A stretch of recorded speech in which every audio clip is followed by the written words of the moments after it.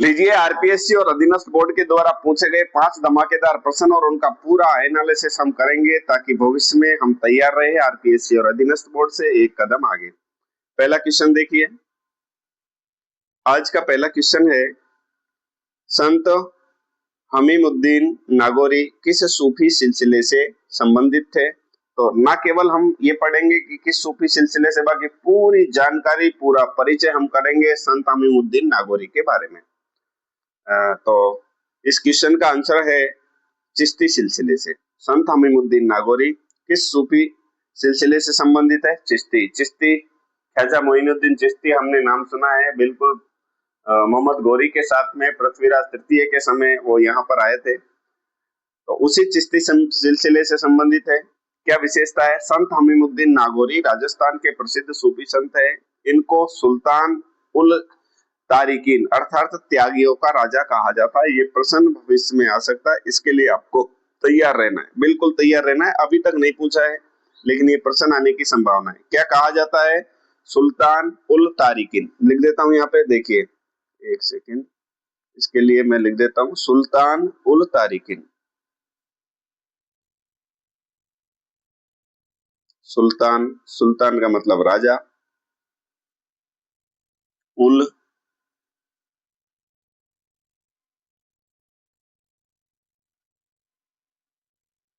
तारिकीन, ये आपको याद रखना। सुल्तान उल तारिकीन, इसका मतलब क्या होता है? इसका मतलब होता है त्यागियों का राजा। कौन सा राजा? त्यागियों का राजा। किसी भी प्रकार से प्रश्न आ सकता है, ये थोड़ा सा आपको याद रखना है। त्यागियों का राजा सुल्तान उल तारिकीन। किसको कहा जाता है? संत हमीमुद्दीन नागौरी को। अब तक तो प्रश्न यही पूछा गया था कि संत हमीमुद्दीन नागौरी की दरगाह कहाँ है, संत हमीमुद्दीन नागौरी की दरगाह कहाँ है। फिर अब नेक्स्ट देखो, इनका कदम बढ़ा है कि किस सिलसिले से संबंधित है, तो चिश्ती सिलसिले। और क्या पूछा जा सकता है? इसको जो है किस नाम से जाना जाता है? सुल्तान उल तारिकीन, यानी त्यागियों के राजा। मैंने आपको बताया था ख्वाजा मोइनुद्दीन चिश्ती से जुड़े हुए हैं, उनके समय यहाँ पर आए थे। खास बात यह है कि कई बार प्रश्न पूछा ना, इनकी दरगाह कहाँ पर है, तो नागौर में स्थित है, इसलिए नागौरी नाम पीछे लग रहा है। मुख्य विशेषता, प्रेम, सेवा, त्याग और मानवता का इन्होंने संदेश दिया था। किसने? संत हमीमुद्दीन नागौरी ने। पूरा जीवन इनका सादा और तपस्वी पूर्ण इन्होंने जीवन जिया था। और बहुत इंपॉर्टेंट बात मैं आपको बता दूं संत हमीमुद्दीन नागौरी के बारे में कि वो मांस नहीं खाते थे, साधारण भोजन करते थे। ऐसे संत, महान संत जिनका नाम है संत हमीमुद्दीन नागौरी, जो मांस नहीं खाते थे। ओके, दूसरा क्वेश्चन देख लो।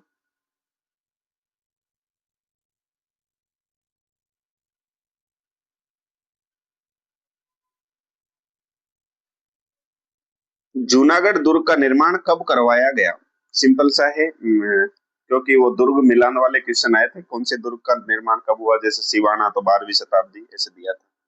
तो जूनागढ़ दुर्ग का निर्माण कब करवाया गया? तो यहाँ पर सीधा सन नहीं दे करके उन्होंने सीधा शताब्दी पूछी थी। तो अगर हमको पता है जूनागढ़ दुर्ग का निर्माण, तो जूनागढ़ दुर्ग का निर्माण तो पता है ना, राय सिंह ने 1589 से 1594 के मध्य। तो जूनागढ़ दुर्ग का निर्माण किसने करवाया? राय सिंह ने। बीकानेर के शासक कल्याणमल के पुत्र राय सिंह ने कब करवाया? तो इसका निर्माण हुआ वो 1589 से 1594 तक। बिल्कुल, तो शताब्दी कौन सी होगी? 16वीं शताब्दी में इसका निर्माण करवाया था। और क्या क्या विशेषता है देख लेते हैं। देखिए, जूनागढ़ का जो किला है, इसको जमीन का जेवर कहा जाता है। राय सिंह ने इसका निर्माण करवाया था। लाल बलुआ पत्थर से ये बना हुआ है और 37 बुर्ज और गहरी खाइयों के लिए प्रसिद्ध है। कौन सा किला? जूनागढ़ का किला। बिल्कुल वास्तुकला के लिए प्रसिद्ध है। इसका मुख्य प्रवेश द्वार भी पूछा जा सकता है, उसको सूरज पोल के नाम से जाना जाता है। जूनागढ़ के किले का मुख्य प्रवेश द्वार है सूरज पोल। एक और खास बात मैं आपको बता दूं, एक बार प्रश्न पूछा था कि राजस्थान का कौन सा किला है जिसमें जाने के लिए लिफ्ट लगी हुई है?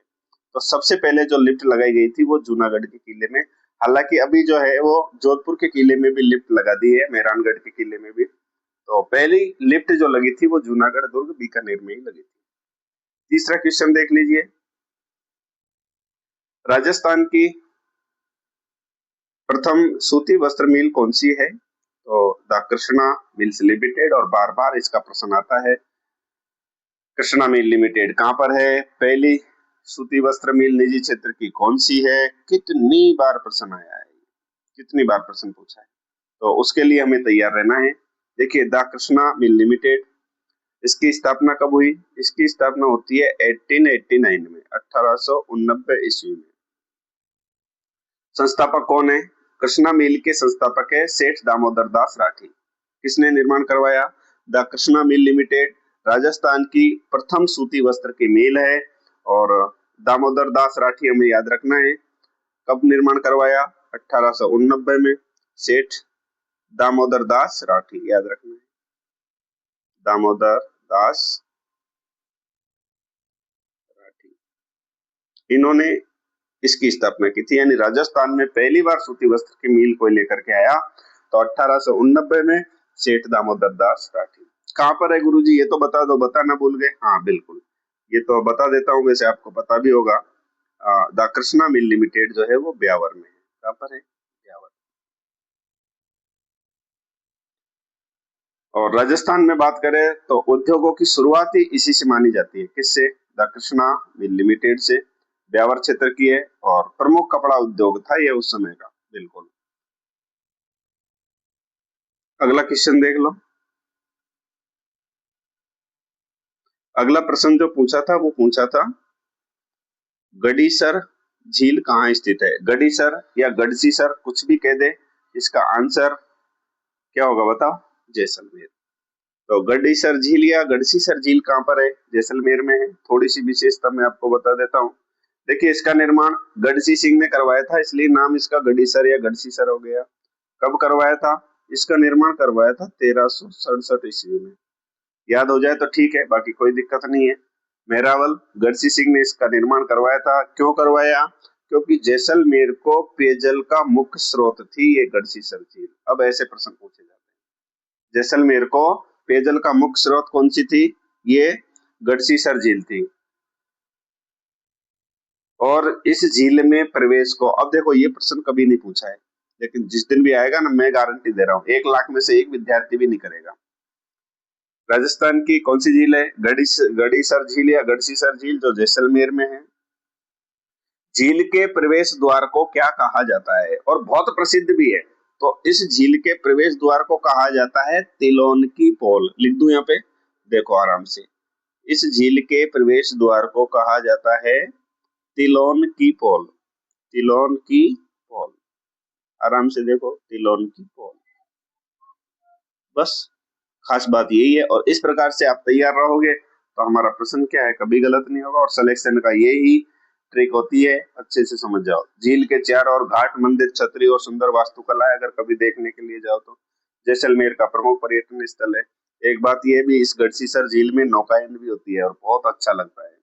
सर्दियों के समय प्रवासी पक्षी भी यहाँ पर आते हैं। कौन सी झील में, गढ़ीसर झील या गढ़सीसर झील में। आज का अंतिम क्वेश्चन देख लो,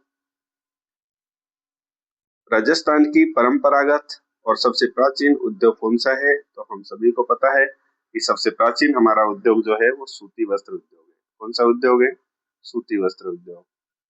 और सूती वस्त्र के लिए अभी हमने बात ही की थी कि सबसे पहली जो मिल जो बनाई गई वो सेठ दामोदर दास राठी के द्वारा 1889 ईस्वी में ब्यावर में स्थापित की थी, उसका नाम है द कृष्णा मिल लिमिटेड। और वस्त्रों की नगरी, वस्त्र नगरी किसके कहा जाता है, राजस्थान का मैनचेस्टर किसे कहा जाता है, तो वो भीलवाड़ा को कहा जाता है। इतना आपको याद रखना है, बस सिंपल सा क्वेश्चन है। राजस्थान का परंपरागत और सबसे प्राचीन उद्योग सूती वस्त्र उद्योग।